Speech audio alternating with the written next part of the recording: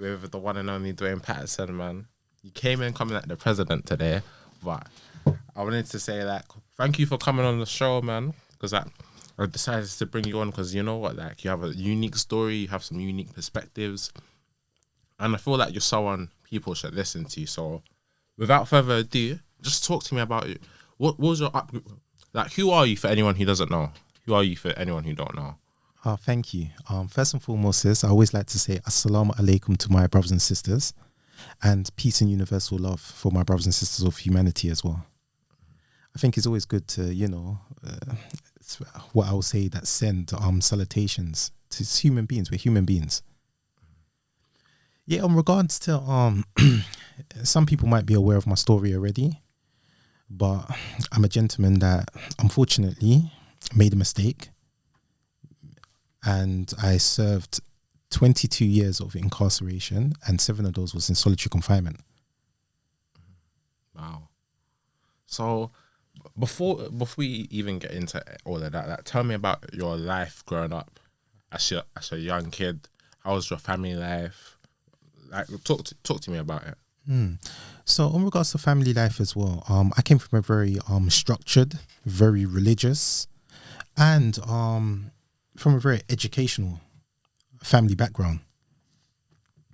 My mother had me at a very young age, so she was still in school. So she was basically 16, and she gave birth to me at 17. Her and my father, obviously, they were young, so they separated. I stayed with my grandmother because she was like the matriarch, so from my mother's side. So because my mother was still a schoolgirl, she was at my grandmother's house, and that's where a lot of my childhood was based at my grandmother's. I would say that I had a very happy childhood. I would say my family were very at that stage in our lives as well. They were very together. So for them as well, the key component was faith and education, and that was the kind of foundation that they brought us upon. But yeah, I would say that my childhood was good. So like, cool. So, because I do know at 13 you ended up even before that you ended up like doing a few things on the street and whatnot, and then you ended up cutting off a young boy's finger. Yeah, that's correct. So how did that whole thing even start? How did you get into the streets? How did everything lead up to that point? I know. So how did it escalate? How did it snowball out of control? Yeah. That's the question that you're posing. So when I was my mum married when I was at the age of 5 to my stepfather, and she's been married ever since. Now she moved, so I lived initially. I was brought up in Clapham Junction. I then moved to an area in Wandsworth Road. It was actually called Patmore Estate. Now Patmore, the way that you would describe it, it was like Switzerland. It was in between the Lambeth Borough and the Wandsworth Borough, but it was such a big estate. But the thing that I identified at that time as well, that the individuals that were also, because a lot of the individuals that was also associated to Patmore at that time as well, didn't actually live on Patmore, because Wandsworth Road has hundreds of estates, but they had close affiliations with like Brixton, Stockwell, and so forth. And at that time, they didn't really get along with Clapham Junction. So it was a kind of like a different entity. But I think the turning point in my life was I was roughly 10 years of age, and my mum asked me to go to the shop. And there was a group of children that I would sometimes always try to avoid. But unfortunately on that day there, I could not avoid. And they asked me to relinquish my jacket, which I still had that natural stubbornness that I'm not going to give you something which my mother worked hard to provide for me. So they set upon me. I was quite badly injured, and my mother took me to the hospital. And my mother always reminded me that I actually said to her as well that it will never happen to me again. And so the way that I saw it at that time was, it was a concept of like survival of the fittest. But I now know, being the age that I am, that survival of the fittest is just a mere justification for destroying and oppressing people much weaker than ourselves. But at that time, being so young, being set upon by all these kids, and I was asking for help. And I was seeing adults that we've always been taught that are your protectors, and nobody was getting involved. I can understand now as an adult, me personally, I still wouldn't make those choices. I would still help a young person. But I can understand the position that some adults were having, seeing a whole, how can I say this, avalanche of children, a whole group of children, and, sitting upon one, and just nobody helped. So the way that I saw it was that, okay, this is the way that it's going to have to be. So one of the things that I learned from a very young age as well, and was always installed in us, especially my generation as well, that you go for the biggest one. And in those times as well, it was encouraged as well that you settle your problems is by having a physical altercation. So what I done at the time as well, I approached who I considered to be the ringleader. And unfortunate for him, I was quite victorious there. So by then, it kind of increased the respect of the peers, my peers now, and also increased my reputation that, okay, he's going to defend himself. So then that was the end of the kind of intimidation and bullying. But then what actually happens is you start developing an appetite for blood. So what I mean by this is that sometimes when you're young as well, you're trying to discover your identity. And I thought that would be the best way that I could probably make a mark in the world that we live in today. So I thought by demonstrating extreme violence will actually never prevent me from being a victim again, and also earn the respect of everybody. But we know it's not really respect is fair.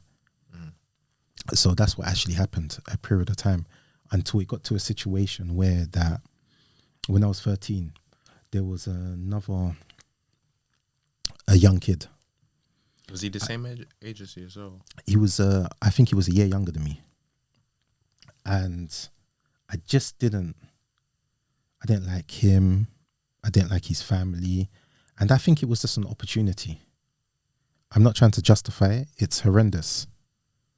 But at that time as well, yes, you understand, being 13, you understand what you're doing, but you don't understand the magnitude. So that's one thing. And no child should actually go through what that child went through. But I made a mistake. So I didn't like him. I felt that was my opportunity. And I produced a weapon. It was obviously a meat cleaver. And his thumb came off. Oh, wow.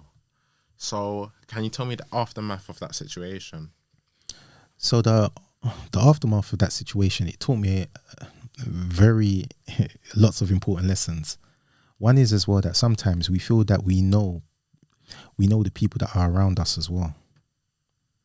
And at that time as well, I didn't know that there was some individuals that I classified as being very close to me.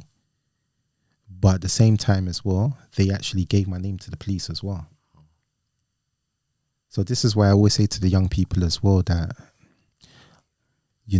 also be aware of, understand yourself, first and foremost, understand your environment.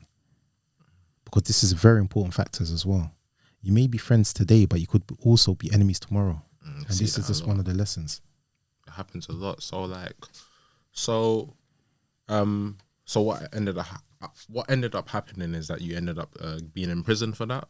Was it that's 5 correct, years? Yes. I went 5 years, yes. Started because obviously I was so young, so I couldn't go young offenders yet. So I went into secure units, which was, secure unit is like a miniature version of the young offenders institution, because I didn't hit the age of 15 yet. So initially, whilst it was going, it was quite so sensitive. I was actually in a children's home first. So this was Ebony House. But because, I must admit, I have to give them credit as well, because they put up with a lot because of my behavior, my mannerisms. They even catered for me in such a way that I had my own premises, because they said I couldn't mix with other children, because I was just that type of young person as well. If I felt slighted in any way, then I would react. But eventually, obviously, because of my behavior, because of the courts and everything else, I was then placed into a more secure location, which is called secure units. I don't know what they're called now. I think they're so called secure units. So I was in 3 of them. So I was in Stamford House, I was in Orchard Lodge and Vinnie Green. And then eventually, I was then, once I hit 15, I think they were relieved. They couldn't wait to get rid of me. I then went into Feltham, young offenders. Okay. So one thing I wanted to ask is, like, I see you said you came from a very stable upbringing. Both your parents were active in your life. 100%. And I can also say that you had 2 male role models as well, your stepfather and your father.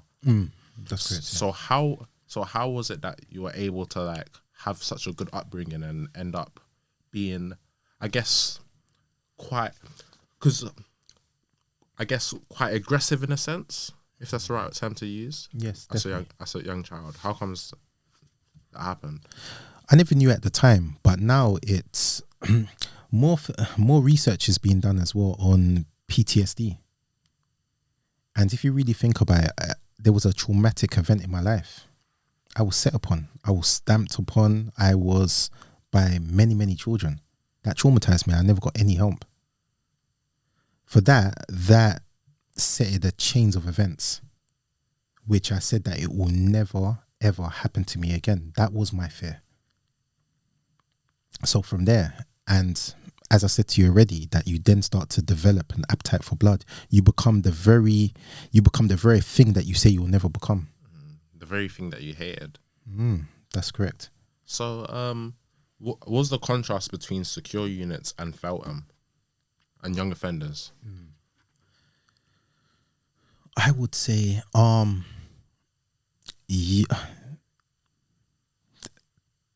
a nutshell, I would say that young offenders was just a gladiatorial pit. There was no such thing, especially in my times as well, rehabilitation. So we're talking about mid 90s, where that even the officers had a concept as well that you resolve your disagreements by physical altercation. So you come out with that mindset. Nobody's telling you that, well, if you hit somebody, you know, in the world that we live in as well, that there's going to be serious consequences, that, you know, they could press charges, you could end up back in prison. No, because what we were taught, it was like a baby fight club. So you're taught that, well, if you disagree with somebody, just punch them in the mouth, have a fight, and then you can shake hands, and then you can. No, it doesn't work like that in the real world.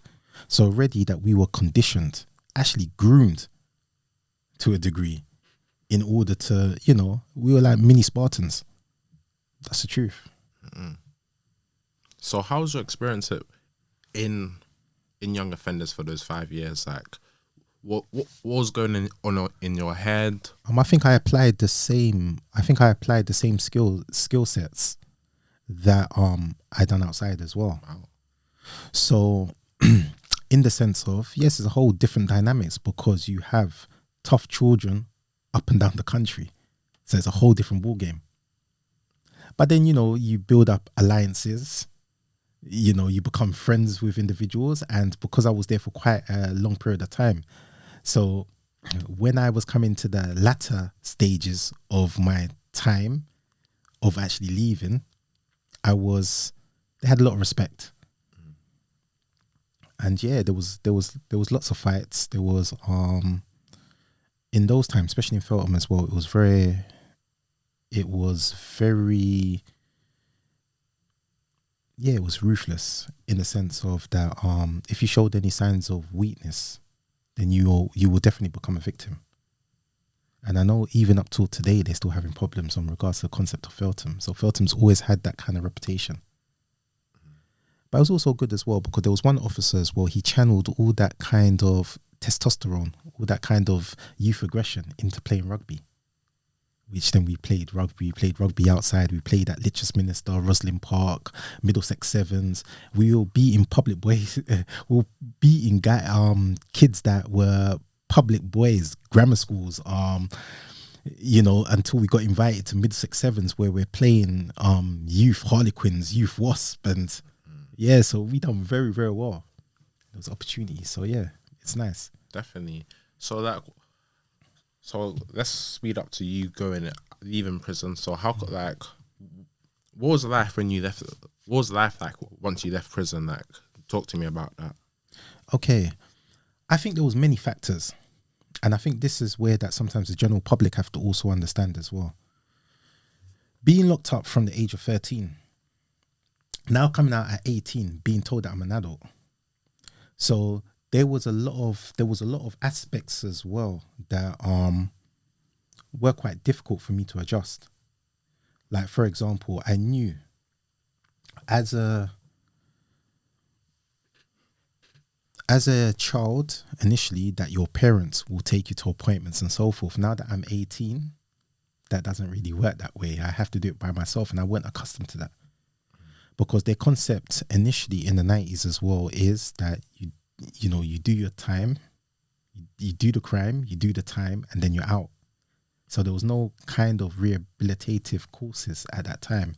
No kind of, for me at that time as well, to reintegrate you back. So initially, you always have the best intentions. So I came out, I was saying that, yeah, I'm going to get my life in order. I'm still quite young. But it was weird because society was telling me, like if I weren't that young, oh, you've made a mistake. Now that mistake is always going to be an indelible mark upon you. So, a stain that can't be removed. And it demoralizes you, especially when you are kind of suffering with low self-esteem, low self-worth.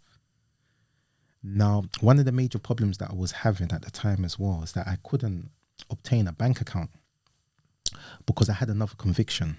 See, this is what a lot of individuals don't know.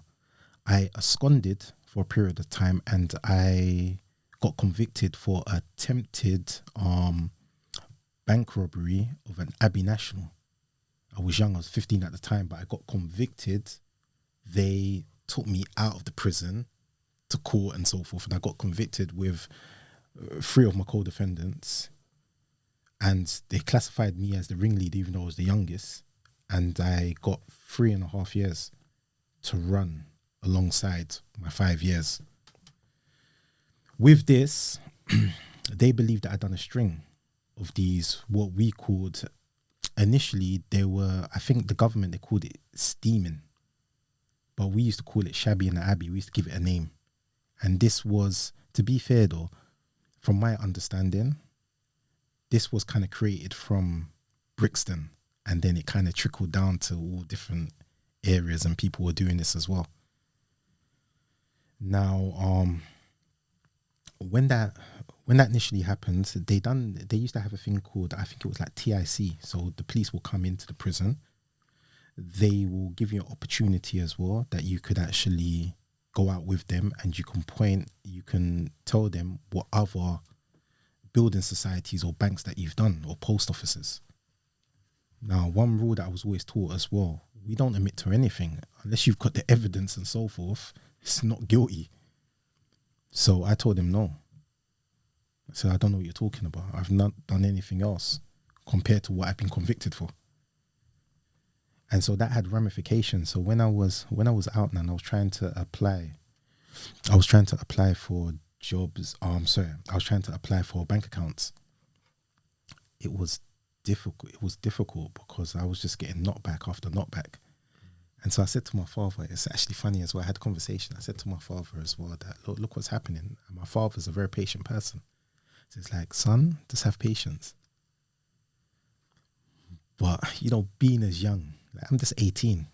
I just thought, you know what, to hell with this. I'm just going to go back to what I know. And what did I know? So, and that's what happened. But the whole dynamics have actually changed now, because people are not fighting with their fist. and knives is a rarity. Now it's Smith and Wesson. Now it's Glocks. So I said, okay, I'm gonna level myself as well. And so that's how it basically started. So how were you able to manage like doing, I guess, was it kind of like the fraud whilst you were in secure unit? Like, how did that work? Excuse me, say that again. Because you're saying how you went to like, so you know when you cut that boy's finger off, how long were you given for that? I was given 5 years. 5 years. So how were you able to manage doing that bank fraud as well, whilst being inside? No, that's what I said. I absconded. So Oh, so you escaped type thing. Yeah. Oh shit. How did you manage that? So in Stamford House, they have a separate building at the time when I was there, and you go swimming. And I was just in the compound, and I ran. I was very quick as a kid, and so I think I was AWOL for about 3 months. Please forgive me if I can't remember totally.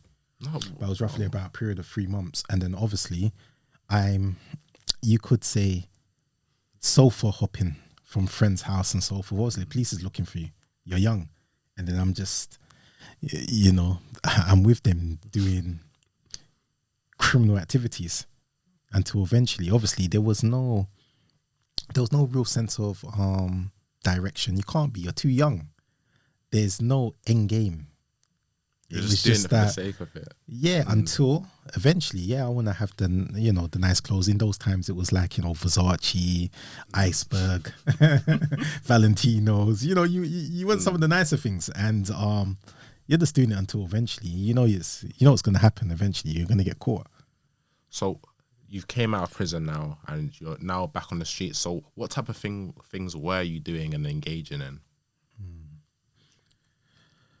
So I can explain to you the things that I've been convicted for. Yeah, that makes sense. So one of my other convictions that some people are not aware of as well, I actually got another conviction aside with my double shooting for bank robbery as well, which I got 7 years. So if you can probably gather what we were doing in order to kind of facilitate, and plus the double shooting was individuals that was involved in criminal activity. Because we had a particular mindset as well that if you was involved in criminality and we're involved in criminality, then we keep it internally. It doesn't go out to the authorities, and not only that as well, innocent people are not getting harm. But that's a naive approach to things, and it doesn't work like that, because as you know already, that they did report me. I was incarcerated, and not only that as well, it sometimes does upset the balance of the outer community as well, and innocent people do get dragged into it as well. So, wow. So, damn. So tell me the lead up to that double shooting.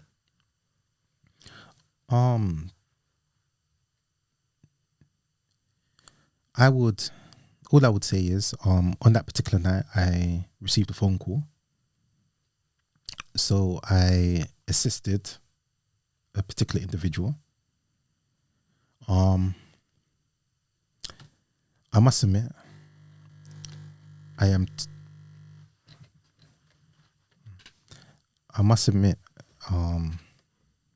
totally ashamed and embarrassed in what I done as well, and it's totally unjustifiable in the sense of, so we were these individuals were considered to dealing in illegal activities, which before my situation happened with them, they were in court already for narcotics. So that's facts. So it's not me trying to cast any aspersions on these individuals. I went to the premises, because it was a car hire place. I think it was about 11 o'clock. And then we demanded their keys because we had intel where they were hiding. I don't think he took us seriously because we were so much younger. And we had a policy, we had a rule as well, that if you show your gun, you use it. And basically, that's what I done. I gave them a warning. I gave them a warning first. They weren't listening, and then I produced my gun and I shot them both. So how long did you get for that double shooting again? Sorry, was it? So in those times, because my victims never died, they were expecting one of them to pass away, but we thank God, all praises due to Allah, that he never passed away. So now it was initially 2 attempted murders, possession of firearms, and armed robbery. I received a discretionary life sentence. So what a discretionary life sentence was, it was before the IPP. So it was a system that was in place that 2 strikes and you're out. So if you had a violent offence before, then that allows you to be susceptible for a life sentence. And basically that's what they gave me, a life sentence with a recommendation of 7. Of 7 years. Yeah, recommendation of 7. Remember, a gun-related murder in my times was only 20. I received a 7 for those offences, not complaining because I committed my offence. But I ended up doing 22 years. Wow. So yeah. So in total, you spent like about 27 years in prison. Yeah, that's correct. Yes. Oh, so that first. So once you got that discretionary life sentence, like how was that first night for you in prison? What was going through your head? To be fair, it was just like a venture playground. Wow. Because obviously there was, at that time as well, they were doing an operation. So many of the people that I was actually connected with and family members, I had 9 cousins that was already in Feltham. I went back to young offenders first. So we were all there. So all I was doing is just receiving new information, like what's happened to that person, what's going on here, and so forth. So we're not understanding the magnitude until when everyone starts getting sentenced and everything else. So it's just a playground. You know, we were very difficult as well as residents. We wouldn't listen to the officers as well. So if you say something I don't like, then obviously I'm going to punch you in your face. I'm going to do something. I came from a boxing background, so I used to box. So I weren't shy of not getting my hands dirty, if that makes sense. Mm. We know that that's not the right thing to do. But at the time, the way that my thinking was warped. So you have to also understand it had to be conditioned that way in order for me to survive in a concrete jungle. So one of the things that I struggled the most being incarcerated as well was being told what to do. But what I realized as well, it weren't really being told what to do. It's the delivery on how one is told what to do. And because in those times, a lot of the officers were military trained. So they were military men that eventually left the military and went into the prison service. Does that make sense? Yeah, so a lot of the things were like tucking in your shirt, walking around the yard a particular way. If you go the opposite way, you have to come off the yard. Do you know, it was all that. And I'm not listening to that. You don't bark orders at me. If you want to talk to me, then talk to me as a person. So obviously, me being young, high levels of testosterone, also with us suffering with PTSD and whatever types of other, isms and schisms that we're going through. And then you have this middle-aged man that he is probably not too diverse in his way of thinking. He's, been in the army for a while, so he's used to following orders as well. He sees us as this, like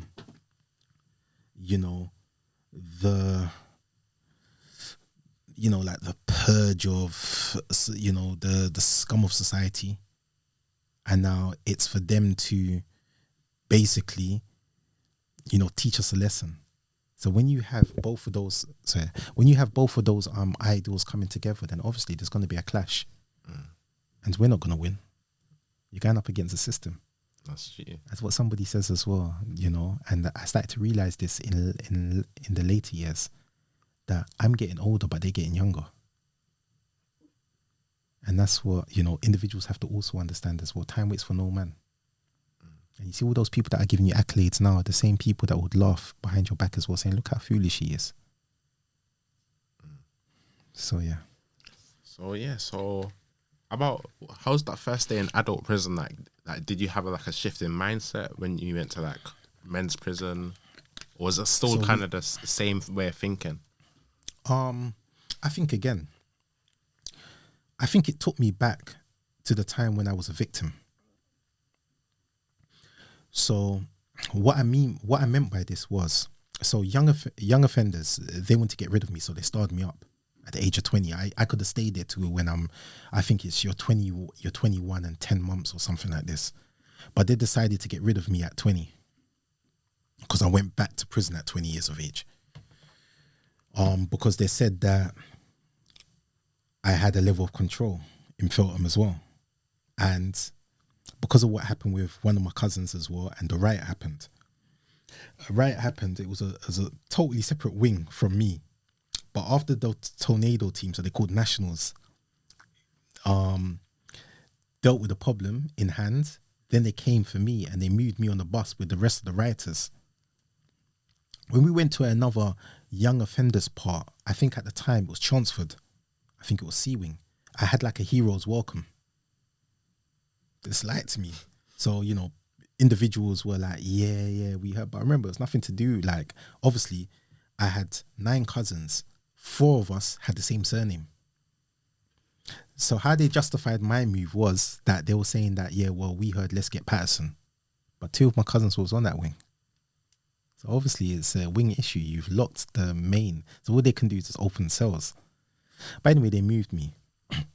Now, one of the problems that I had, obviously, the officers weren't happy with this.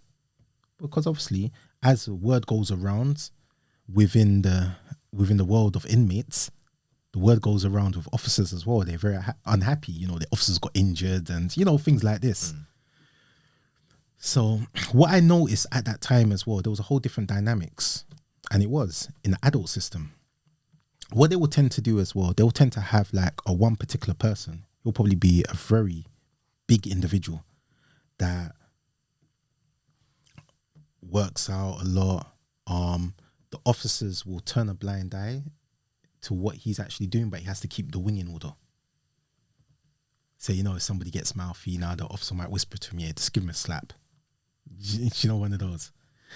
So what happened was, when I arrived at Chanceford and they moved me onto the adult section, obviously a fairly large Caucasian guy said something like, can't be doing it. This is adults. This is the adults prison now, boy.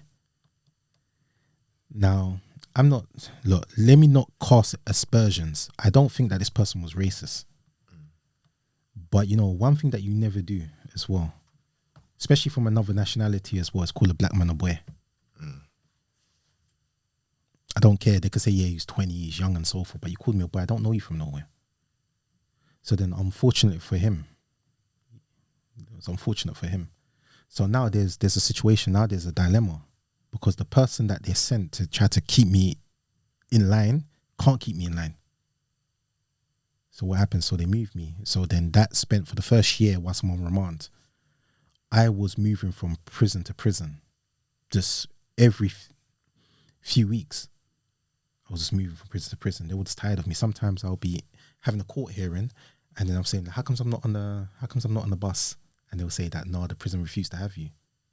So this was happening back and forth until I got convicted. And then even when I got convicted, it just continued.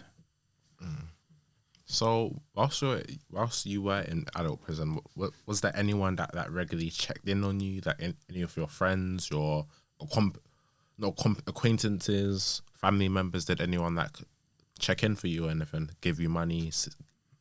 Yeah, and to be fair though, I'm more fortunate than most because a lot of people stood the test of times, in the sense, but it weren't the people I expected. Oh, serious? Yeah, but it weren't the people that I expected.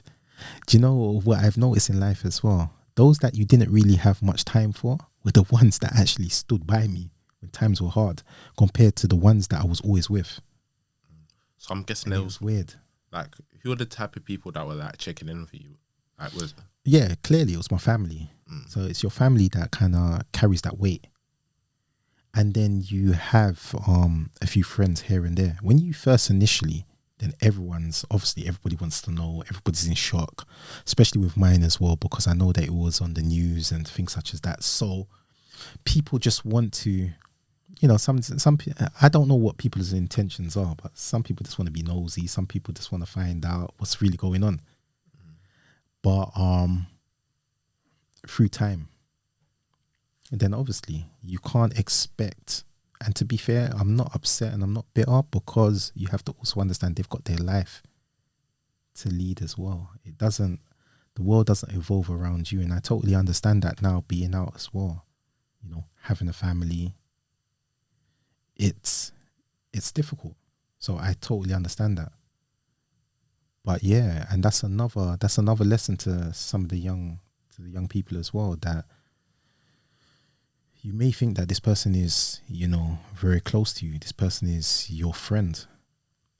But I think until a situation occurs, then you would really find out what that person's really about, and how many people's really going to be there for you. And what you'll find is it will just probably be your mother and your father, and just a few handful of family members and friends. That's just the reality.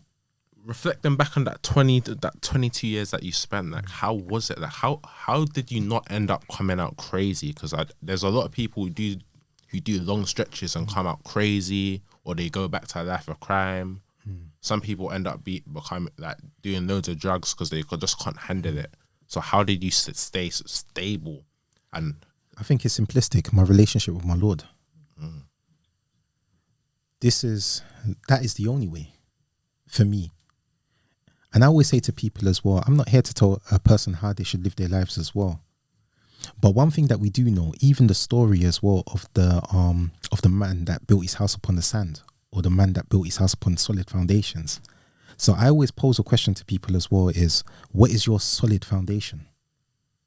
So it could be anything, whatever works for you. But what works for me, my solid foundation, so then I can build from that, was having God in my life. From there, I could build, because no matter what happened, you have to also understand that mine was an odyssey, my journey. It was an eventful journey. See, there's an odyssey. Because not only did I serve 22 years, but it's the fashion that I served the 22 years.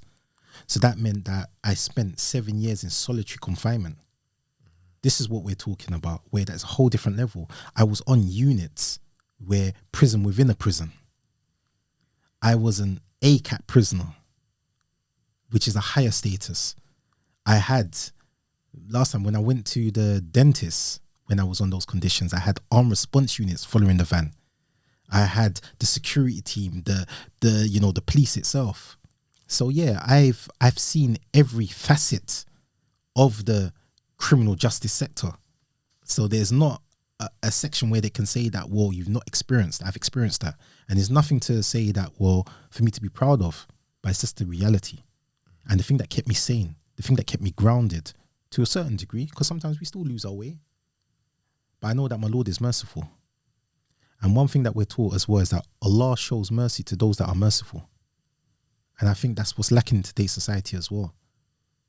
That we like to look at the thoughts of others, but we don't analyze our own thoughts. And so this is why that there will never be changes. Definitely. So yeah. Right. Oh wow, that's powerful. That's powerful stuff. So talk me through solitary confinement though, because how was that done, like concurrently, like 7 years straight, or was it like split up? No, 7 years straight. If you wanna add, if it was more, then I've done half of my time in solitary confinement of my 22 years. If you wanna add, if you're doing bits, because one thing that when you're a long-term prisoner as well, there's different measures. So for example, when some people say that, yeah, I was in segregation, I was in solitary for like 7 days and so forth. But when you're a life sentence, they keep you there for months. They can keep you on good order and discipline. And, so it's a whole different ballgame. But the CSC is the creme de la creme of isolation. That's the only way you can describe it. It's the Champion League. And that's where that the system has given up on you. The system is saying that there is nothing else that we can do with this human being except to place him in isolation. There is nothing else that we can do. This person is not redeemable. This person is not human. He's like a subhuman. We need to demonstrate. And in my times as well, the officers that were there to maintain the order of solitary confinement, they were like the SAS of the prison guard. So they were very fit. They train, and they show no compassion. They're there to fight. So it's not going to be some negotiation. They're saying, yeah, we're going in. And that was it. And they had to, fair enough, because we were considered the very worst in the whole entire country. And their house is about 50 of us, and we're spread it out up and down the country on little units.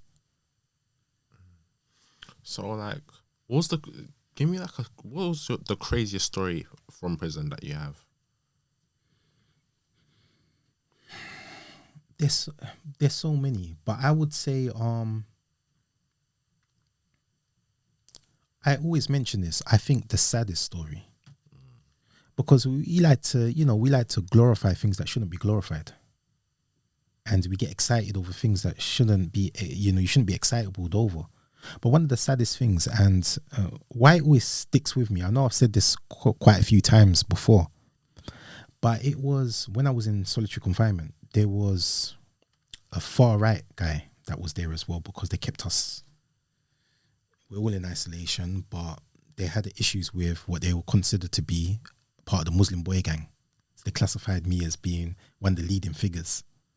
And then you had the EDLs, those that had that kind of views, they were there. And what actually happened was that this person's mother passed away. So obviously, under special circumstances, he should be entitled to use the phone, just to phone his family. They said no, they regimented. Not your time. So obviously he's getting frustrated, so he kicked the door. So I said, kick the door one more time.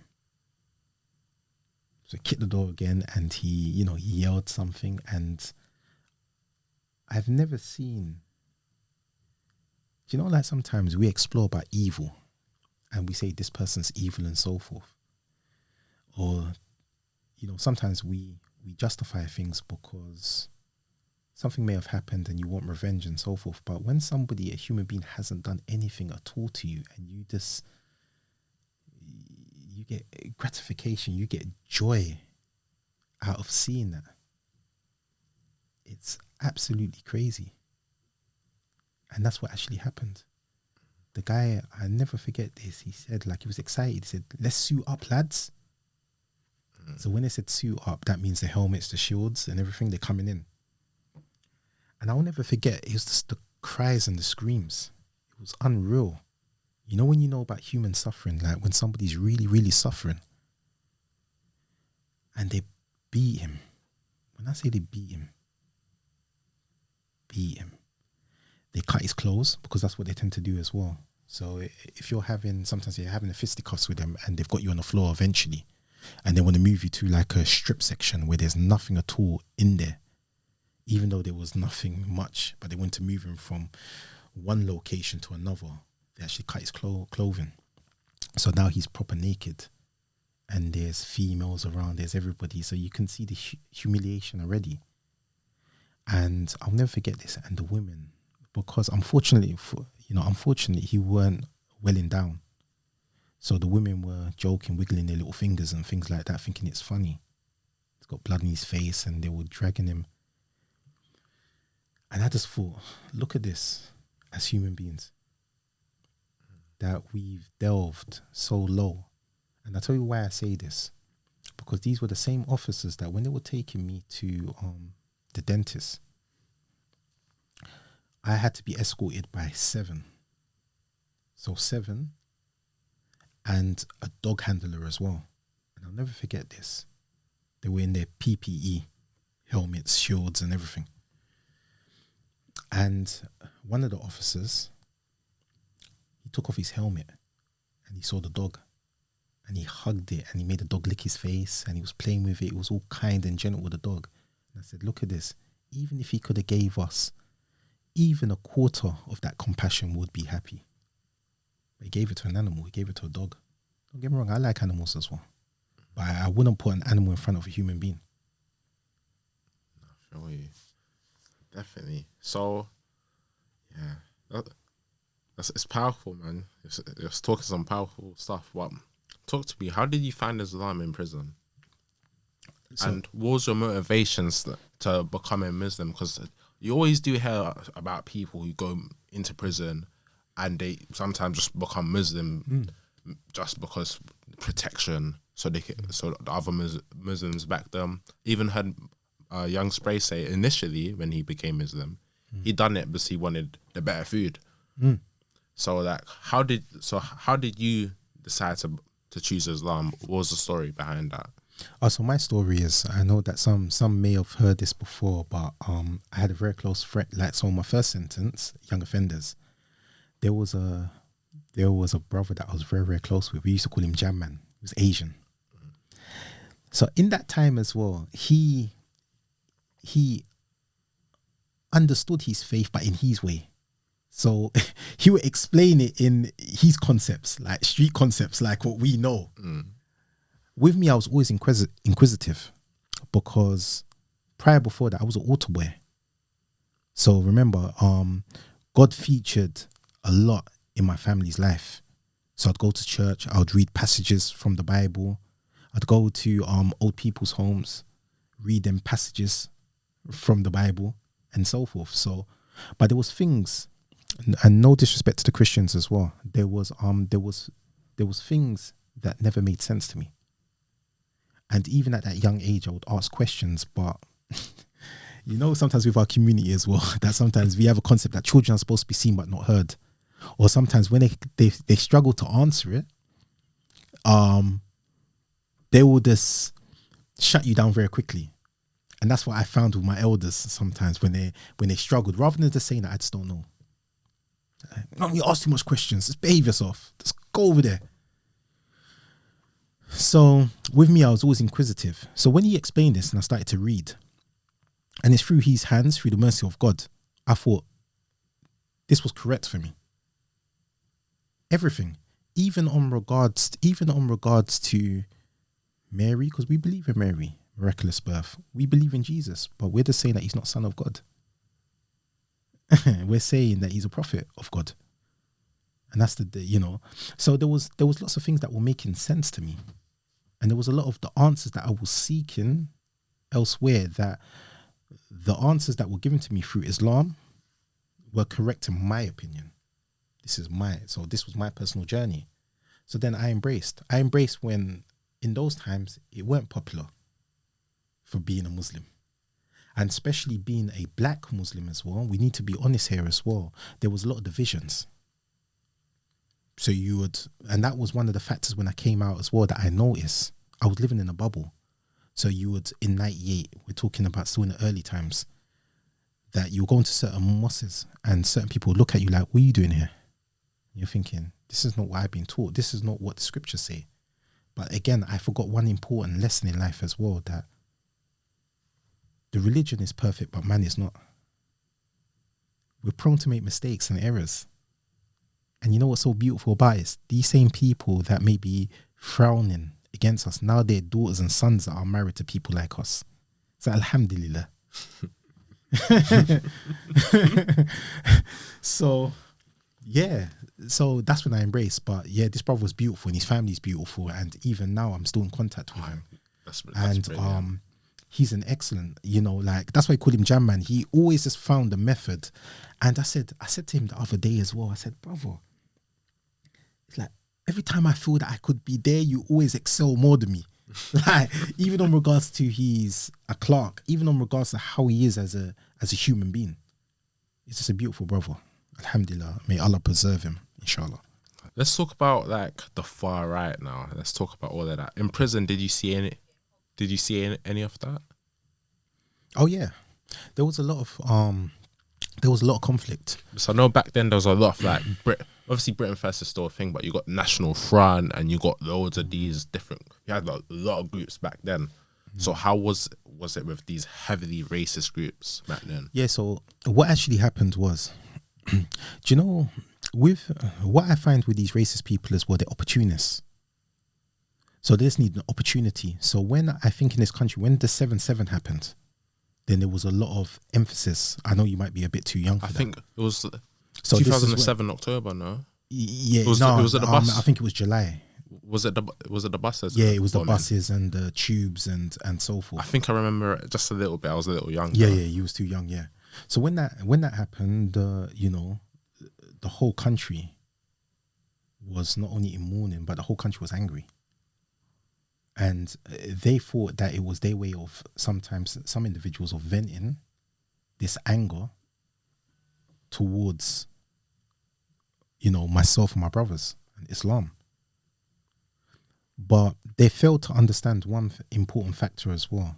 A life is a life. We understand this. Islam says as well that when you take a life unjustly, it's like you've taken the whole of mankind. So we know this. But the emphasis was to a degree that I've never seen before. Because let's be honest, before that happened, the IRA's been here. They've been bombing this country left, right, left and right. Let's be honest here. But I didn't see them attacking Catholic churches, attacking Catholics. I don't see that. Or the emphasis is so much on, does that make sense? Even some of them would even try to justify their behavior by saying that, yeah, but, you need to understand why they're doing it. Who knows? It's not for me to argue. I'm not a politician here. But what I'm actually saying is that you can see the difference. So what happened in the prison system, there was a divide. And we need to be honest as well. Some officers gave, because they hold certain views, they gave these individuals carte blanche, the freedom to do what they wanted to do. That's what carte blanche, this is what they wanted to do. So by that, obviously, we had to jail together. They called it a gang. It weren't a gang. It was also surviving because we're in the minority. People are forgetting this. We're not represented very well, and we know that a lot of us are unfairly sometimes placed. When you look at the system now and what individuals are in prison for as well, it's quite ridiculous. We know this, but we're in a minority. So obviously we band together, and we needed to remain strong, because obviously there was a lot of problems that was happening. And through, as what you know as well, what does it say, whether it's in biblical terms or in the Quranic terms as well, that the evil shall never overcome the what? The good. The good. So if you keep your heart pure and so forth, and God knows what your intentions is, then He will never make you come unstuck. And that's what happened. The brothers didn't come unstuck because we never started this. Definitely. So the far right rioters that we've seen in that Southport, Middlesbrough, Newcastle, a bunch of other places that I could spend a good 3 minutes talking about. Like, how do you feel like they're gonna fare in prison right now? Do you think they're gonna have a decent time in jail? Because I'm seeing some of these guys are getting like 3-4 years plus in prison. Of course not. And this is why that in life it teaches us as well that don't do things impulsively. What does society teach us as well? There's consequences, ain't they? Facts. I'm not justifying anything. But this is what society says as well, that there's consequences for things that you do, and you're going to have to face those consequences. That's all good, attacking women and children and people that have fled war-torn countries and now seeking refuge in hotels and so forth. You can set that alight and do all these kind of atrocious things. But when you encounter people that will have the same venom as you, then we'll see what you're really about. And that's what they're going to encounter when they're in incarceration. Unfortunate for them. No, definitely. There's an Arabic saying, and it says, if you unsheath your sword of aggression, you shall die by that. So this is why it's always good to remain humble. No, definitely. They have... Sorry. No, carry on. They have these concepts as well, because what's the most irritating thing as well is immigration in this country has always been a problem. And this is why that, look, they are who they are. So I don't even try to convince them in any kind of, you can give them all the facts. You can give them all the facts in the world. They don't care about that because they're wired differently. Right. That's just the truth. No, definitely. But the thing that I don't understand as well is people that look like me and you. And some of them that are jumping on this bandwagon as well, that, they do need to control immigration and so forth. Don't you understand that when these people are talking about immigration, they're also referring to you as well? Because if your parents were probably came from the Caribbean or came from Africa, they're saying that you shouldn't be here also. Don't you understand? This problem has always been from the 40s onwards. One of the things that confuses me the most as well is that I can understand to a point. Understand is an understatement anyway. You know, that certain groups of people are going to hold certain belief systems, and no matter what you tell them, no matter, even if you bring all the evidence in front of them, it's not going to change their ideologies. But the thing that becomes beggars belief though, and I just don't understand, is that when, you know, people that have the same pigmentation as us, that are sharing the same platform of these individuals, and saying that I agree with them, and I believe about there are too much people coming into this country, because don't you understand that they also referring to your parents as well? Mm-hmm. So it doesn't even make sense. It's stupidity. Now, the thing that alarmed me sometimes, the thing that alarmed me when I was listening, and you know, one of the things that they always do as well, I don't understand this. They always do this monkey chants.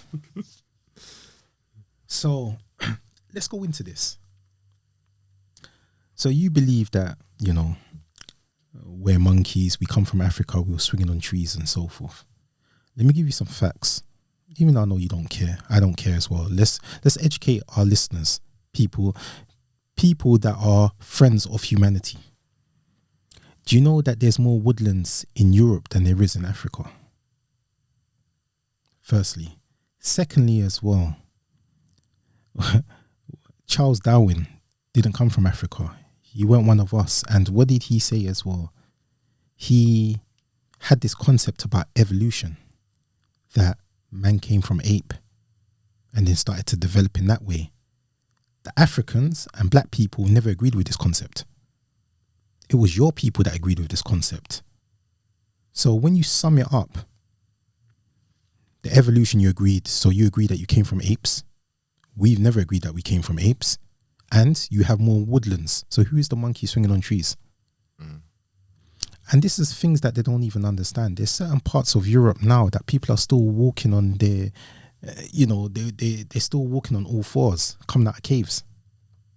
But then you would want to depict Africa as being somewhere uncivilized. So, you know, I feel that sometimes as well that we just need to, we also need the tools as well to challenge these racist people as well. Even though I don't really care, they're irrelevant. And so, yeah, so it's quite intriguing when I'm hearing this, and it's a sickness within, you know, it's not for us to tell people how they should manage their community, but it's definitely a sickness. And I'll tell you the reasons why, and you can correct me if I'm wrong. Yeah. When I was growing up, I give you an example. We used to go past this particular pub. So you would have men that were my age now, in their 40s, their 30s, and they would make monkey noises. And we were like 11, 10 years of age. Now, a man of that age, why would you do that to children? That's a sickness. I've never known, please somebody correct me, I might be wrong.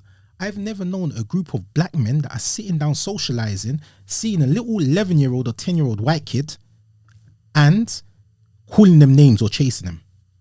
I've not seen it. Makes no sense. 100%.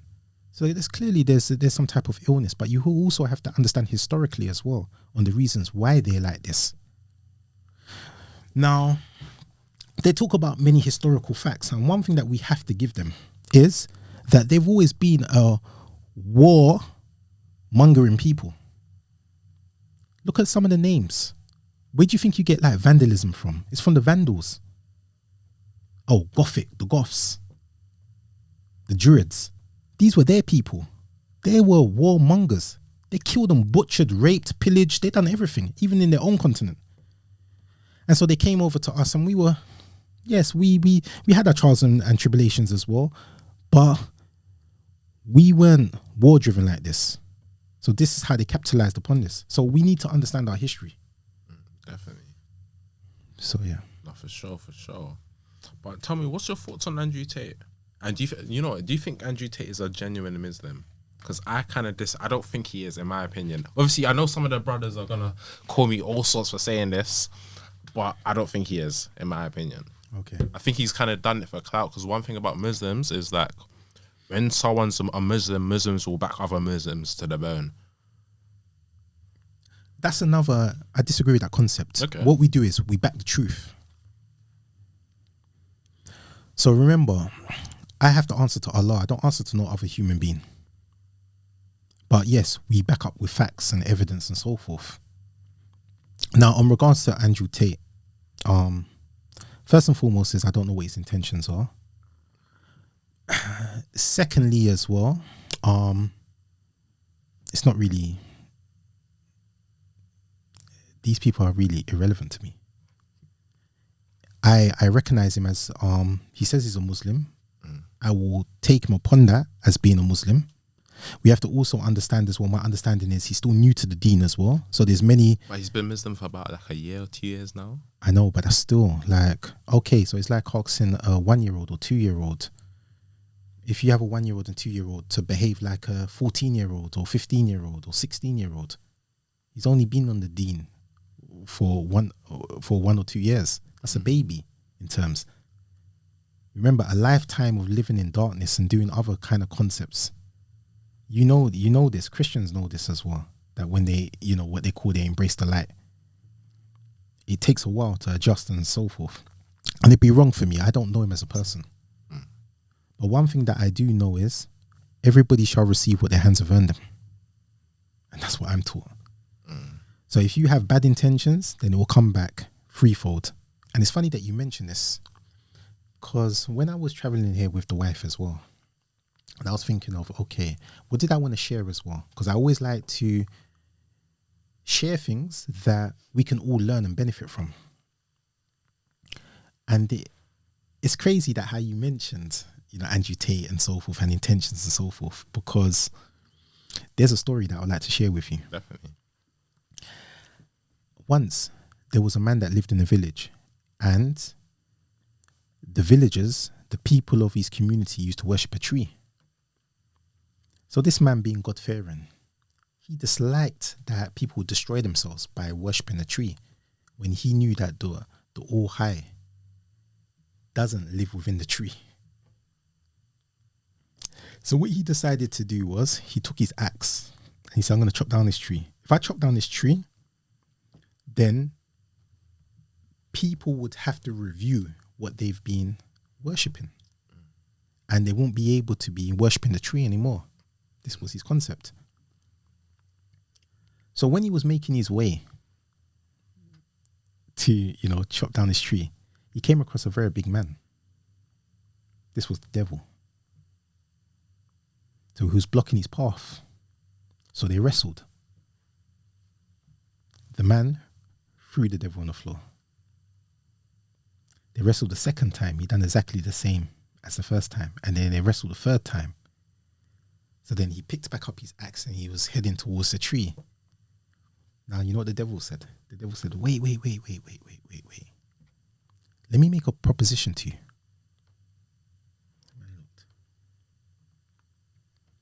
He said, yeah, go on. He says, rather than chop down that tree, I know that you're a righteous man. And I know you're only doing this for the sake of God. So he says, what about if every time you opened your door and you came out your house, you would find 1 million gold coins? Imagine all the good that you could do. You could build places of worship so people wouldn't need to be worshipping trees. You can give to the poor.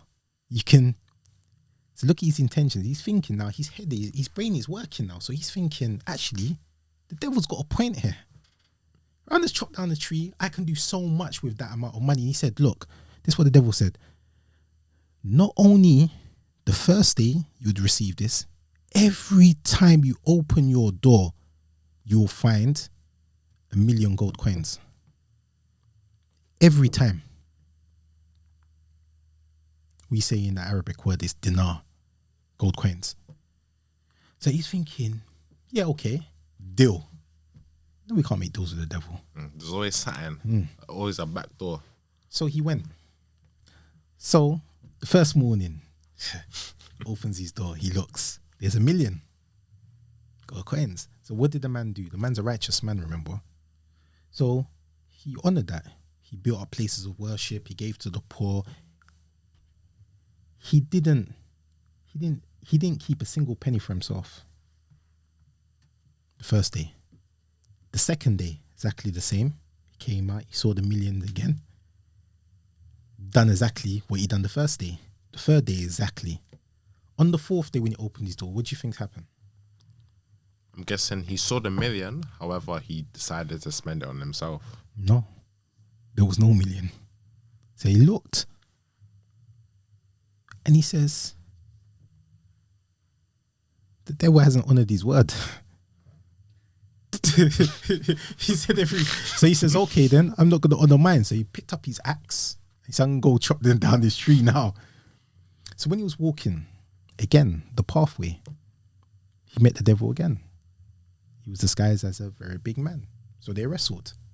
But this time, the devil threw him on the floor. The first time. Then the second time. Then the third time. So the man was amazed by this. And he says, how was it the first time when we ever engaged that I had the ability to overcome you, but now I can't? Do you know what the devil said? What did he say? He said, remember the first time? Your intentions were correct. So this is why I couldn't have power, mastery over you. But it says the second time, you're only doing it because I didn't give you the $1 million dinars. I didn't give you the $1 million gold coins. So that's how I was able to defeat you, because your intentions were wrong. So these are questions that we have to look in our lives as well and ask ourselves as well, that when we go into podcasts like this and when we're talking to people and communicating, what is our real intentions? That's why I said everybody shall receive what their hands have earned them. Definitely. So we don't need to worry about individuals that can articulate themselves in such a way that they can mesmerize people, because that means nothing in the sights of Allah. You'll be humiliated. There's been many times in my life I've made mistakes and I've been humiliated for it, because we haven't learned, we've been arrogant. Why do you think I spent so long in incarceration as well? Because we thought that we was an authority outside. We thought that we could terrorize people that looked like us and our communities and destroy our communities, and God had other plans. And so he taught us a lesson that you're not that powerful, because look, you can't even get yourself out of a tiny little prison that I gave man the intellect to construct. Facts. Well, look what our Lord says as well. Do you know what you was created from? This is what our Lord is actually saying. He said you was created from nutfa. Do you know what nutfa is? Nutfa is the spies, male and female discharge. But you stand as an open opponent to me. So he's telling us, like, the substance that we're made from, we're from nothing. But what do we do though? We walk around like we're something. Oh yeah, you know who I am. Come on podcast, yeah, you know, I have mashed up 100. You're nobody. Because you see, when death's upon you, you're not thinking about anything else. You're not thinking about, I'm the baddest man on my estate, or I'm doing this and that. Now you're thinking, reality is hitting you. Now you're thinking, where am I going? What is the reality? What's going to happen to me? Real facts, man. Real facts. But talk to me. What's your thoughts on the justice system right now? Because to be fair, one thing I've realized is these days that people have been getting lengthier sentences. I know back in the day that people used to do like 10 years for murder and shit. But now people are getting 20, 25, 30. So that, what's your thoughts on the justice system? Do we need more for that? Like, talk to me. Do you know one thing that I go by my teachings of Islam as well? And what does Islam teach us as well? That when there's injustice, within a community, then adversity and calamity shall befall it. So as a society, we create our own horror movies sometimes as well, with the suppression, oppression and depression. We need to ask ourselves as well that, what are we doing? Why is the world the way that it is? I give you a prime example. So sometimes with young people as well, you would encounter would encounter crimes that will make me and your stomach turn, and saying that, look what this individual has done, and so forth. And then what the government and the system would actually do is attack the parents, bad parenting, and so forth. But through the line, through my job description as well, what I kind of realized that the state has removed the parental control of the parents. The parents are helpless. So what do you expect? Children are not stupid. Young people are not stupid. They know their rights. So now a parent can't even discipline their child. We're not talking about abuse here. We're talking about discipline. Without them threatening to either call social services, or social services are questioning the parents' parenting skills, because they decide that, well, you've been bad at school. You've just hit somebody. So you know what? I'm not going to buy you something now. So whose fault is this? Why that what we're encountering now? Because now you're not given the rights of them. You've taken the rights of the parents away. So now the children have become the parents. And this is what I'm seeing. And it's epidemic. And it's in all races and nationalities. It's horrendous. Definitely. Now, in regards to the criminal justice system, see, it's always, why are we surprised? Because one thing that I'm starting to learn very fast as well, you have a group of black kids together, black and brown kids. They will classify it as a gang. You have a group of white kids. You see, wording is very important here. They will say antisocial behavior. But it's not a gang. Can you see the psychology? So when you look in your head, a gang, because we know dictionary terminology, a gang is just a group of people. But if you look at the concepts now, a gang, in many people's ideology, is what? Stereotypically, probably just a bunch of fox. So when you label young children as being a gang, but then you label another group of young children, that pigmentation may be different, as antisocial behavior, then where are people going to more lean to? They're saying that we can help this group, but we can't help this group. You hear concepts as line them up against the wall and shoot them. So are you a child abuser? You're saying about shooting kids. But at the same time with them is that, no, they just need more help. They need more assistance, more guidance. And this is as a community that we need to also understand as well. Because I'm going to be honest with you, we're not helping ourselves as well. If I said that I disliked you and I hate you and I want to make sure that you never prosper, then how are you going to give me your children? What do you think is going to happen? We need to be honest here. What do you think is going to happen if they cannot relate to you? Choose not to relate to you. Do not like any type of values that you hold. Then what do you think is going to happen? See, one thing that I've realized, one of my nieces, she went to a grammar school. And I saw the difference between a grammar school and comprehensive. See, comprehensive is they're preparing you how to become a follower. But grammar, they're teaching you how to become leaders. Facts. Things that she was exposed to, I couldn't believe it. Sometimes I even forgot that I was speaking to a child. And so these are things that we need to recognize as well. Definitely. 100%, man. 100%. So I remember that one time at work, I was speaking to this one girl and she was basically saying she spent a bit of time in private school and she was just saying the difference between private school and secondary and public school, sorry. And it's that in private school, you're kind of taught to have more independent thought. Whilst public school is more about groupthink. Comprehensive, yeah. State school, yeah. 100%. Tell me about your life after prison. Like after doing that. So from 2002 up until 2022?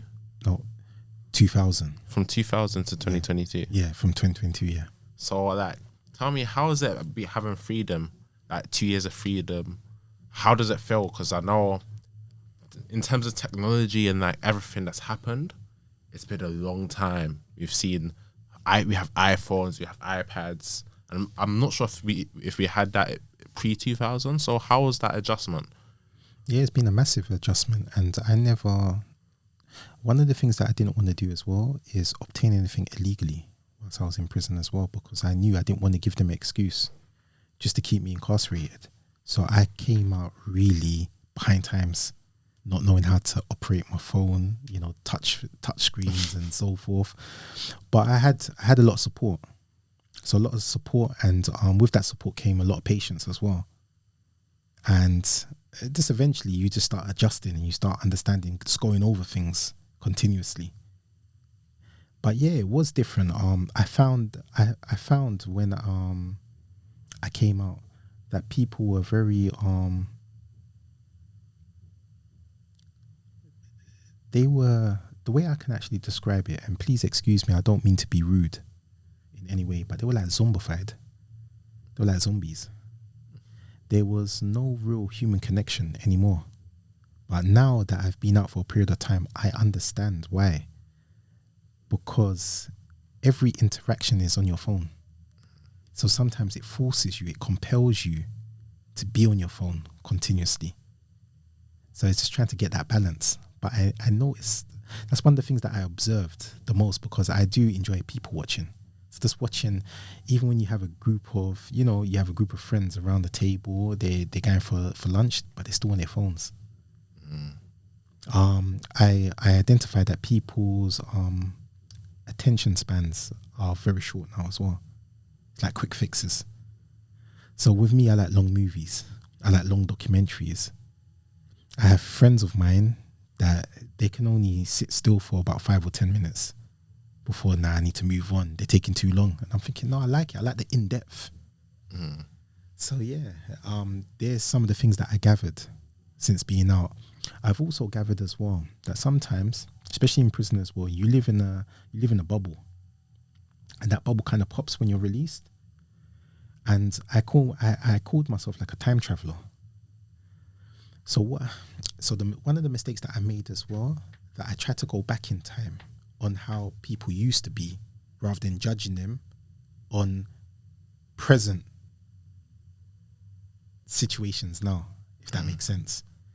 And what I found as well is that how can you be the same after 22 years? That you need to re-establish your links and your ties with even those that you're quite close with. And yeah, so it's been an odyssey. Definitely. So, and how have you managed to because obviously I know that you've changed your lifestyle and whatnot, but how have you managed to stay in that straight and narrow? Because there's a lot of people who would come out of prison and they'll either just go crazy, or they'll not be doing anything of themselves, or they'll go back into a life of crime. So what made you decide to do the positive route and do the job that you do now? Having God in my life, again, I'm always going to repeat that. Yes, there's occasions where you might feel low, but I know that in my darkest moments, the person that, it's not even a person, I know that God has always supported me and helped me. Especially those moments in solitary confinement when I had no one to talk to, not a single human being. And sometimes I'll say, God, how am I going to complete this? I didn't see myself as ever being a free man. I've always thought I was going to die in prison, but God had different plans for me. So for that, I'm always internally grateful. Yes, I don't always get things right, but on regards to at my age as well, I think perspectives change as well when you get a lot older as well. In my younger days, of course, you're still kind of trying to chase that dream, but it's only a dream. It's not a reality. Now it's about looking after my family. you know, and also being a role model as well. Because right now we do have a lot of individuals that are not really relatable to the youth. And the youths are not stupid, they can see straight through you. Some people say, oh, I can't get through to them, but I don't have a problem when I'm sometimes working with some of these youths as well. Yes, they may not listen exactly word by word what you're saying, but they kind of respect the struggle that you've also been through. So there's a relatability. See, through relatability builds what? Builds trust. And you know that with trust, what does trust build? It starts engagement. Start engaging, and then with engagement has impact. So, and also, can you like for anyone who doesn't know, because I don't think we've even brought it up. Like, what do you do for work right now? Oh, I'm an embedded mentor. So sorry.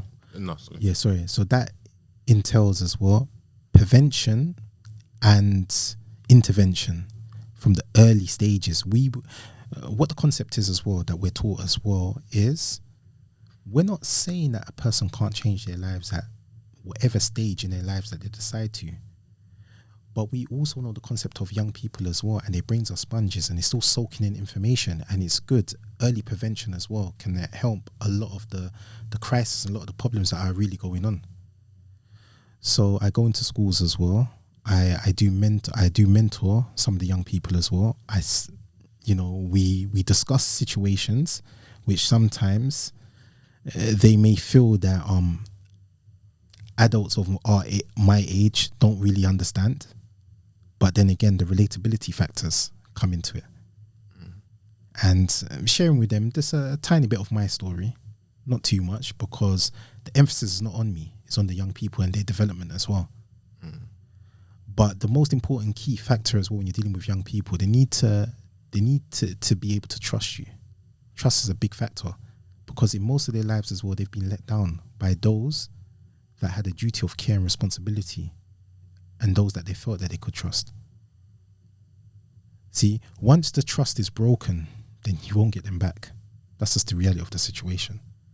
So you need to build that support network, and yeah, sometimes it can be challenging, but it's a beautiful thing. So yeah, I love working with the young people as well, trying to show them a different direction. What do you think is like the biggest struggle for like young people today? And I'm talking like people like secondary school age. I think being heard. Okay. And heard in terms of what? Yes, of course. My age, we have the experience, but we need to also understand that we live in different times. So seeing it from a perspective of a young person. So for example, a young person comes to you and says that, yes, I agree with both of you. I want to lay down my arms here. Are you going to rehouse that young person? Are you going to make sure that young person is safe? No. You're going to allow him to go back onto that estate and then become what? A lamb to a slaughter. So what does the child think then? He says that I'd rather be judged by 12 than carried by 6. So these are the kind of concepts that we need to also understand as well. Yeah, you're telling these kids to, but what other alternative provisions have you given these young people as well? So, and they're in a catch-22, he and she is, because okay, they've laid down their arms. Now, the protective factors that they had around them, like their gang, is no longer with them no more. They've forsaken them now. Because remember, he's decided or she's decided that I want something different in my life. And then the opposition is going to capitalize upon this, their adversaries, because now they know that, wait there, you're not with the flock anymore. Easy target. Of course. So these are the things as well. They need to be rehoused. They need to be catered for even more as well, not just by lip service as well. And no disrespect to community leaders as well. And I don't underestimate the tasks at hand. But you know what I found? When there's an atrocity, when a young life is taken, because it's an atrocity, you have all these people coming out of the woodwork saying about the changes and improvements and the things that they want to do within the community, but nobody knows them. You're self-anointed. Who knows you? I don't see you walking around the community. I don't see you trying to engage with anyone. Well, you just it's like well, you know, you're the face of things, but the reality of the situation is, what are you doing? But then you have other hard-working individuals that are doing so much for the community as well, and they're never even recognized. They will never be able to come onto mainstream media and other platforms where they can actually make an impact. But you have individuals that fit certain narratives that are on, especially mainstream media, that is given the wrong depiction of what our community stand for as well. Oh, definitely.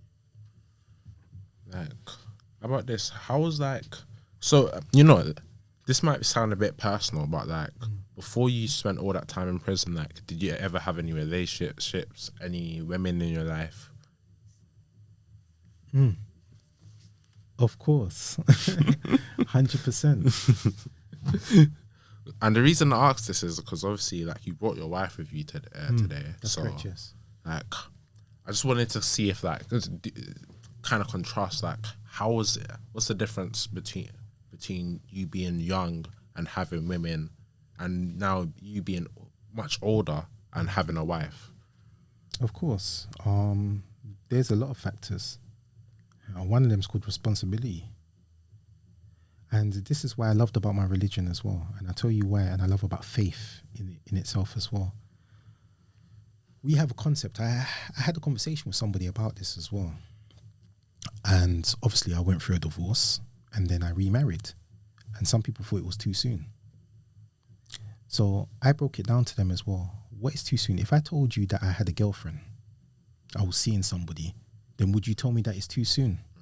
You wouldn't. You'll be patting me on my back saying that, yeah, she's pretty, she's nice. But because I want to show respect, honor, not only to the young woman, but to her family, to my community, to myself first and foremost, and my Lord, it becomes a problem.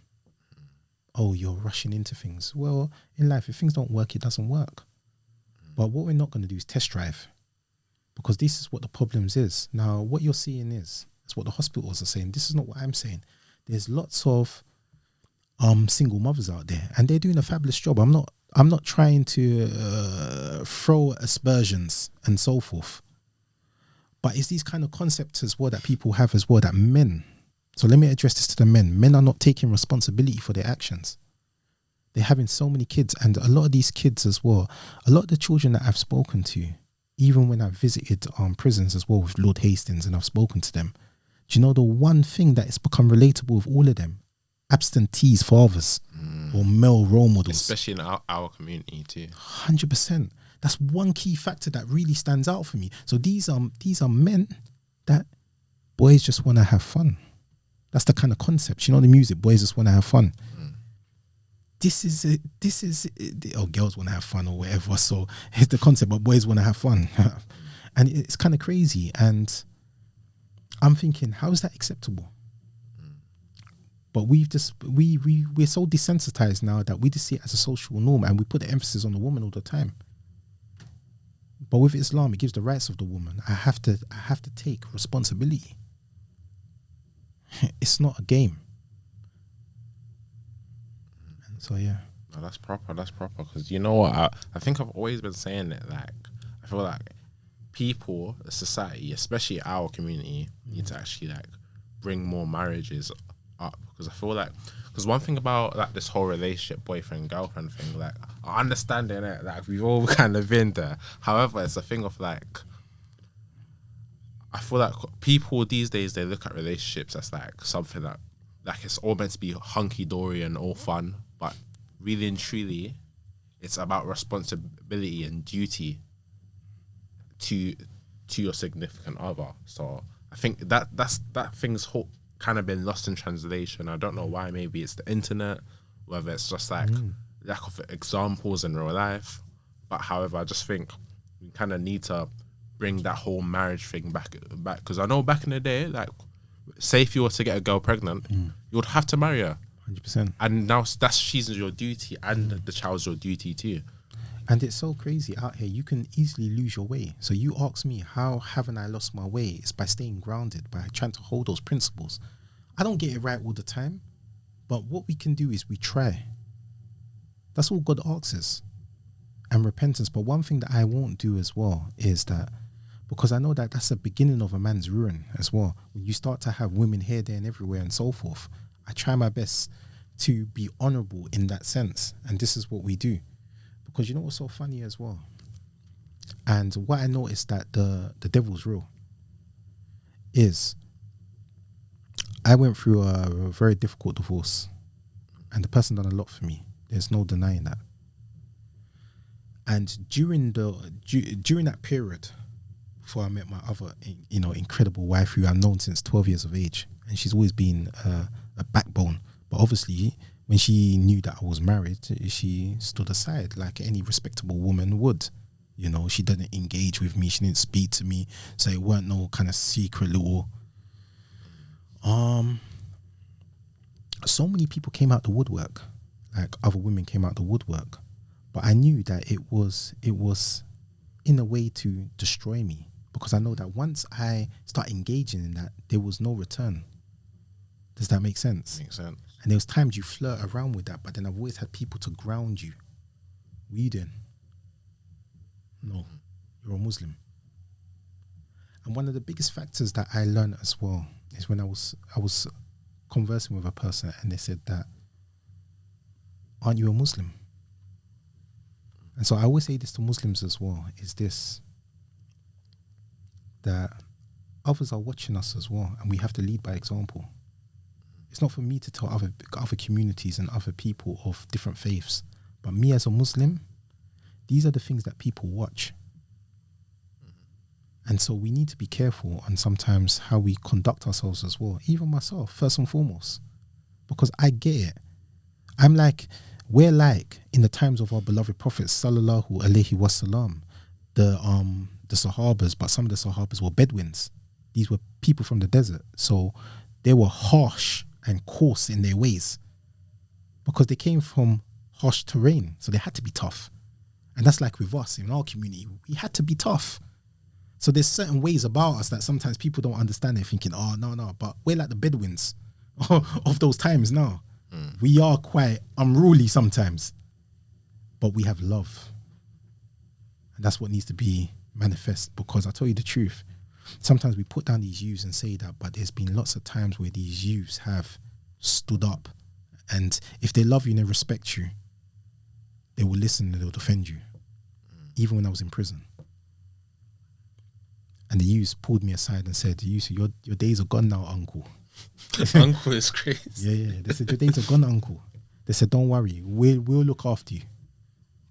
Had not a single problem. They were all very respectful. Because, everybody has their time. I'm not trying to relive anything. Because, I do hear people say that there's a lot of guys who've maybe done their thing back in the day, and you do see like the stereotype of people saying like, yeah, back in my day I did this, I shot these guys, I stabbed my man, all that. And it's nice to see that you're kind of like you seem very regretful about the things that you've done, which is 100%. Nice to see. 100%. But it's what we do. It's what we do with that regret. Because there's all good, like you can sit down saying that, yeah, but okay, I'm actually doing something actively within the community. So this is what I say to members of my community as well. Either support me, or even if you don't like me, then just stand aside and allow me to do what I need to do. What's your next steps that you have in that? What are your plans? Yeah, it's intriguing that you actually mentioned that. And thank you for allowing me the opportunity as well of being on your platform. So I really appreciate it.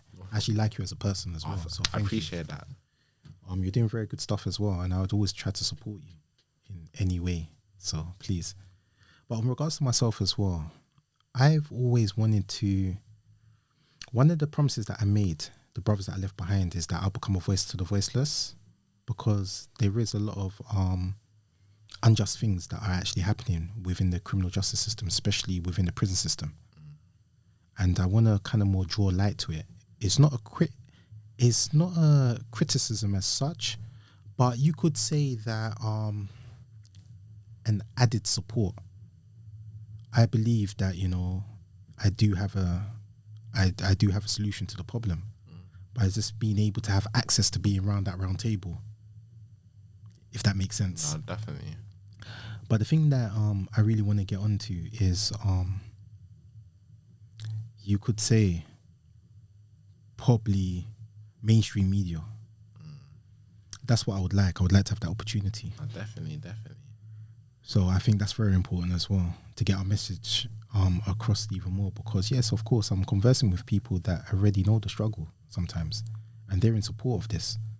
But we need sometimes the wider communities to also understand the plights and do it in a way that is not glorifying. Just telling stories, old war stories. But yeah. No, definitely. Definitely, I think you can definitely get into some mainstream news, man. Definitely. Like, as time goes on, like, what type of platforms are you thinking of to get on? I would like something like LBC. I would, Sky, Radio 4. So Definitely, man. No, I think you can definitely do it, man. And by God's grace, God's grace, yes, that's correct. And also, because actually, I guess it's less relevant now. But what's your whole thoughts on that HMP Wandsworth situation?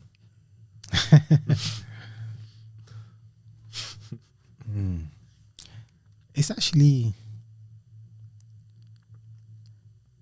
things happen. Look, I know that there's been lots of people's got opinions, but we're forgetting that people are human beings. And sometimes when we know that a lot of the affairs and a lot of things happen within a working environment anyway, we know this is facts. So what is the difference? What do you think? Because one wears the uniform and one's in prison, that's not gonna happen as well? Sometimes I don't know what their intentions were. I would have thought that they would have kept it more private, but then there was lives that were hurt as well, because I'm led to believe that both of them were in relationships already as well. So from what I know, so the guy was in a relationship and the woman was in a relationship too, but she was in an open marriage, which means they both do things outside. Both do that, yes. So I guess the husband's probably not too worried about it. The only thing that would probably make him feel away is how viral and how out of hand it kind of got in. Of course. But I think it's time to move on now, and I think there's bigger things that we need to concentrate and focus on. There's young people killing each other outside here, rather than individuals. You could say are doing extra, extra activities. I feel that we need to focus on what's really important in life. Definitely. Looking into other people's private life, and that's it. No, definitely, for sure. But yeah, man, what is there anything new coming from your side that we're looking to, that we could look forward to seeing?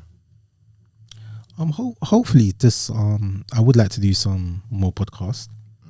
I really want to do something more, sometimes as well, because what tends to happen is what we spoke about before as well, that it can be regimented as well, and it can feel like it's scripted all the time. You're just talking about past things. So we want to talk about, I think I want to do things that's talking about more current situations as well, and just looking from a different perspective. And so yeah, I think in the coming months, God willing, that we'll probably see more of that as well. Definitely, man. And where can people find you? Oh yeah, Dwaine Patterson 3, Instagram. Okay. And I'm on TikTok as well as Dwaine Patterson 3 as well. Like, I definitely think, like, I've already said this, but I definitely think you need a YouTube channel. Definitely, like, Life of Dwaine or something. No, thank you. I would take that into consideration, definitely, 100%. Definitely, man. But I appreciate you for coming down there and doing this interview, man. I thoroughly enjoyed this one. This is probably one of my favorite ones. Oh, thank you very much. I appreciate that. Definitely, but it was nice seeing you. And yeah, that's a wrap.